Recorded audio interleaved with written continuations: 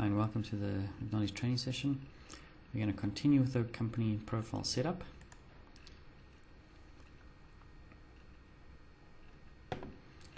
We got to the default section. Now this section over here in your year one, we'll always set up 3 years by default, and your current period. It's always good to keep these up to date, so when you run your reports it'll always pull these particular dates coming in. We are currently in March. I'm going to change it to year 2 to March. Employee language is English. That's if you're going to create a new one. Inventory child type, stock, service and custom. If you are mainly doing stock as a company, click on stock. If you mainly service, click on service. This will help when you're entering the stock in. Employee branch, your default is your head office, and your inventory branch is your head office. Pricing structures, we have multiple pricing structures, but always leave it on the default as well. If you want to mark up your items automatically when you create them, you can put we've set it as a 50% default. You can change that here. And tax type number 3 you can leave on that as well. The namespace help is help 1, which is what we installed. Then we have stock ledger account replacements. This is if these things are not stock items, they are custom stock accounts.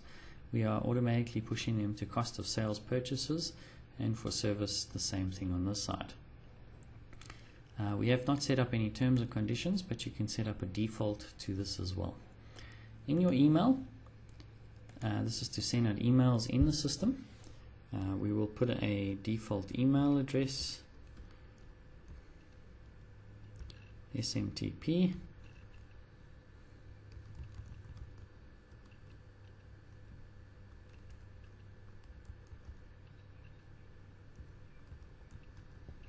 and you can blind copy a particular person for this.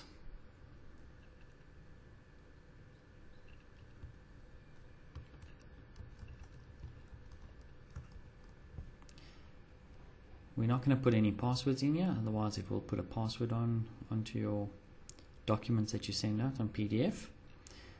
We've got debtor statement message. Now if you tick this, this is normally for a Christmas or Easter, Jewish holidays or anything like that. That is a global that you want to update on your debtor statement. You can also put one for the creditor as well. SMSs. We have default ones here for huge or bulk SMS. You would need to contact them directly. This is where you would set up your bulk SMSing or bulk statements out. Miscellaneous, we accurate up to the 9th decimal place.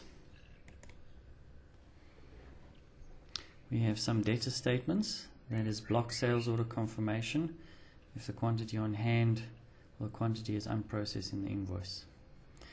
We have other job costing settings, which is default settings that you would set up in your job costing, whether using percentage or usage invoices, whether you want to tick it by default to allow to exceed, and use template task ones. We also have a time monitoring for purchase orders to goods received. You can activate this as well. And then we have the license on this, when the database license will expire and when the package license will expire.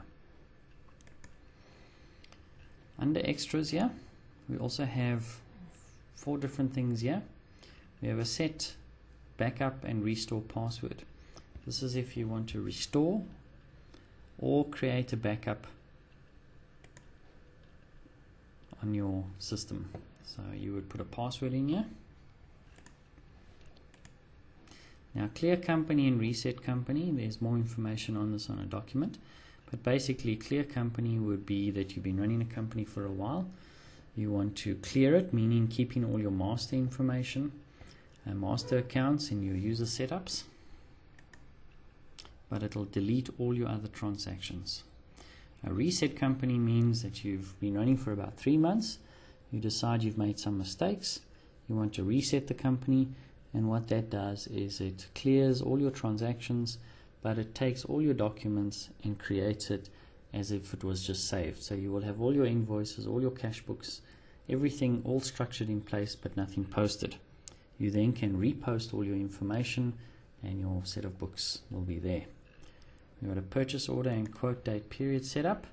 We've set it up to 7 days. You can then change this to whatever days you feel necessary for that.